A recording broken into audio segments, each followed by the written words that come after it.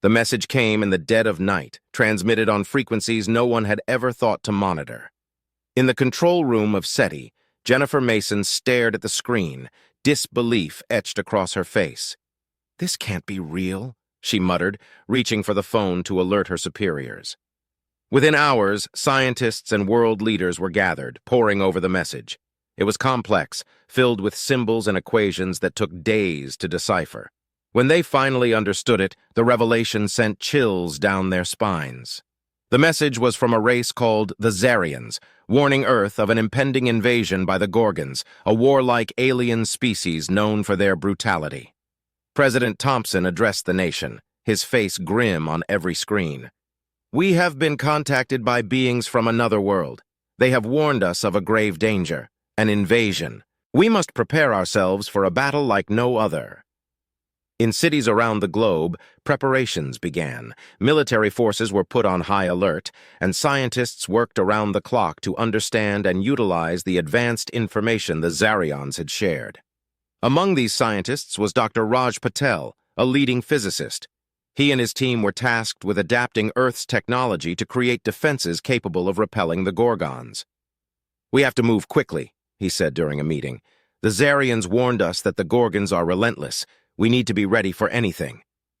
Meanwhile, Captain Sarah Mitchell of the United Earth Defense Force was organizing the troops. "We've never faced anything like this before," she told her squad, "but we're not going to roll over. We're going to fight, and we're going to win." Training intensified, and new recruits were brought in daily. The streets buzzed with a mixture of fear and determination as citizens volunteered to help in any way they could. As the weeks turned into months, an uneasy calm settled over the planet. People went about their daily lives, but the tension was palpable. Families gathered around dinner tables, discussing the impending invasion and sharing their hopes and fears. "Do you think we'll be okay?" a young girl asked her father one evening. He smiled reassuringly, though his eyes betrayed his worry. "We'll be fine, sweetheart. We've got the best people working on this. We'll be ready." Then, late one evening, as Dr. Patel was reviewing some data, an alarm blared through the research facility. "What's happening?" he shouted over the noise. A technician ran up, breathless. "The Gorgons, they're here! They've arrived!"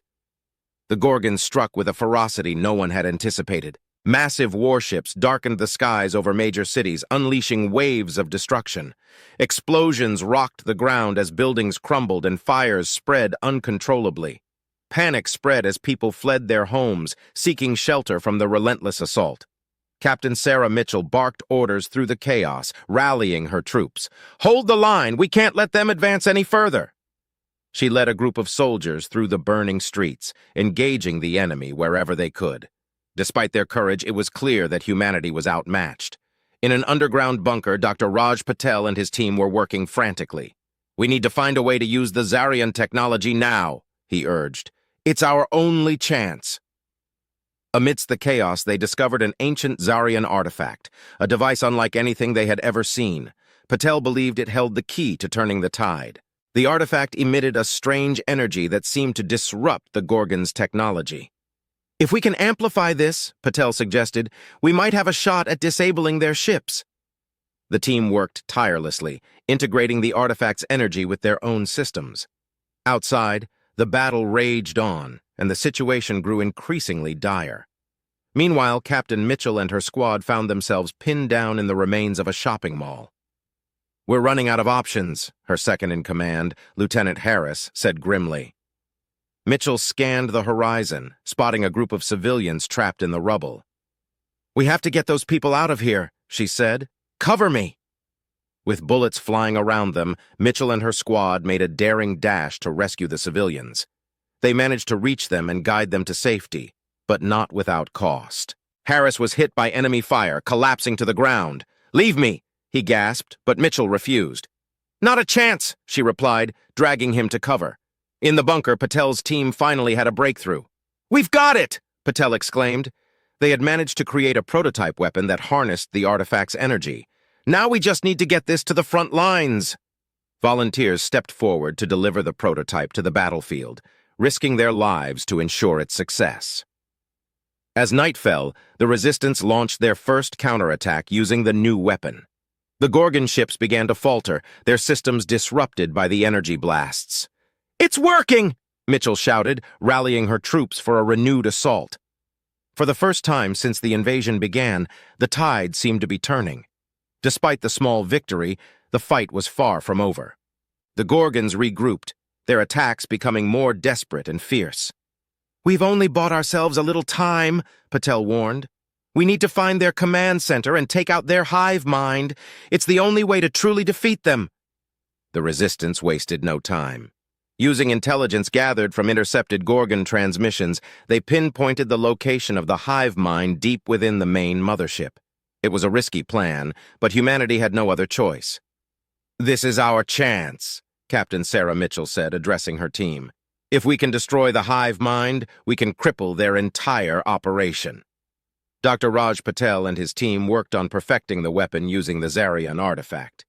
"This device should be able to penetrate their defenses and deliver a fatal blow to the hive mind," he explained. "But getting close enough to use it will be incredibly dangerous." Mitchell assembled a strike team for the mission, including some of the best soldiers and scientists. Among them was Lieutenant Harris, still recovering from his injuries but determined to fight. "I'm not sitting this one out," he insisted. The strike team boarded a modified stealth ship designed to evade Gorgon sensors. As they approached the mothership, tension filled the air. "Remember, we have one shot at this," Mitchell reminded everyone. "Stick to the plan, and we'll make it out alive."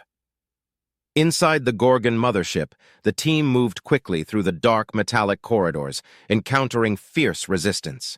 They fought their way through, each member contributing to the success of the mission. Dr. Patel carried the weapon, closely guarded by Harris and the other soldiers.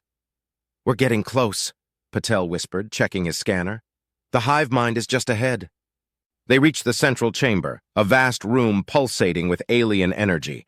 At the center, suspended in a column of light, was the hive mind, a pulsating, brain-like entity connected to the ship's systems. "There it is," Mitchell said, her voice steady. "Raj, it's all on you now." Patel hurried to set up the weapon, but the Gorgons weren't about to let them succeed without a fight. Waves of alien soldiers poured into the chamber, attacking with ferocity. "Hold them off!" Mitchell shouted, her team forming a defensive perimeter around Patel. As Patel calibrated the device, Harris fought with renewed vigor, despite his injuries. "We can't let them get to Raj!" he yelled, firing at the advancing Gorgons. The team held their ground, buying Patel the time he needed. "Almost there," Patel muttered, his fingers flying over the controls. Finally, the weapon hummed to life, a bright energy beam locking onto the hive mind. "It's ready!" he shouted. "Now!" Mitchell gave the order, and Patel activated the device. The beam shot out, striking the hive mind directly. The entity writhed and pulsed, emitting a high-pitched scream. The entire mothership shuddered as systems began to fail, the connection to the Gorgon forces breaking down. "Time to go," Mitchell ordered, the team racing back to their ship as the mothership started to collapse. They barely made it out, escaping the explosion that rocked the alien vessel. Outside, the remaining Gorgon forces faltered, disoriented and leaderless.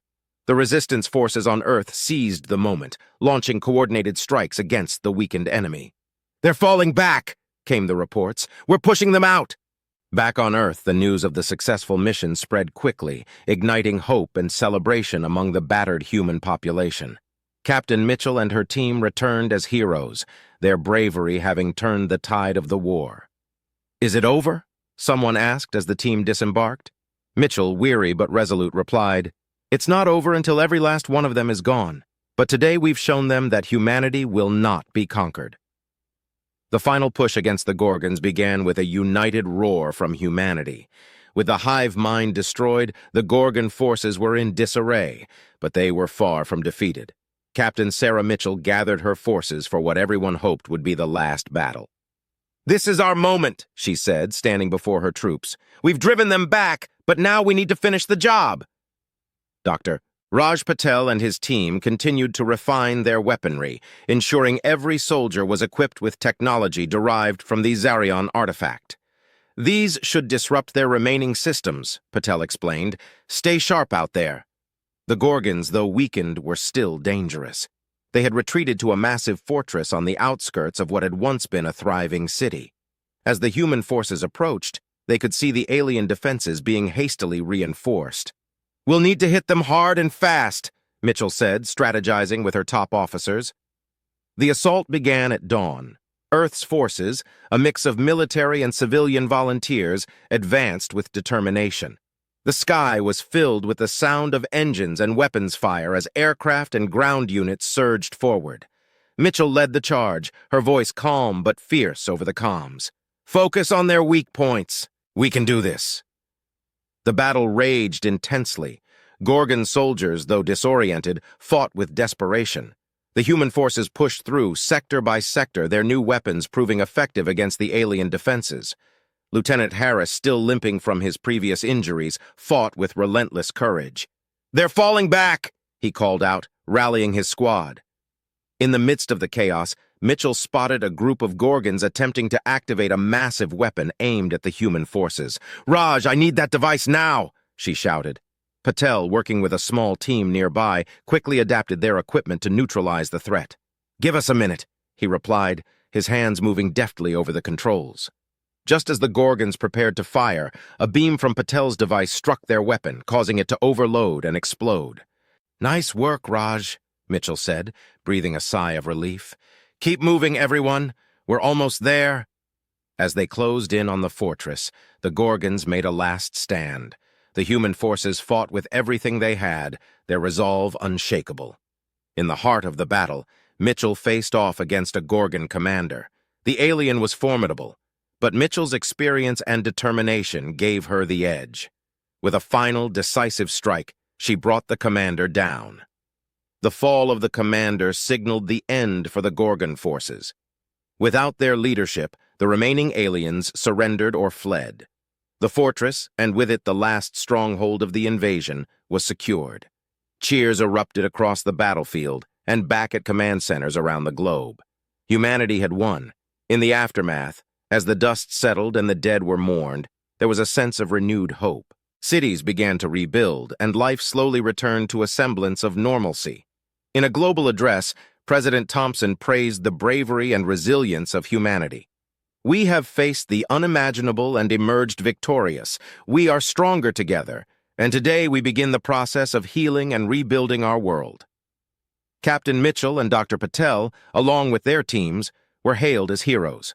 In a quiet moment, Mitchell looked out over the recovering city. "We did it," she said softly. Harris, standing beside her, nodded. "We did, but we'll need to stay vigilant. Who knows what else is out there?" Mitchell smiled, a mix of exhaustion and satisfaction. "Whatever comes, we'll face it. Together."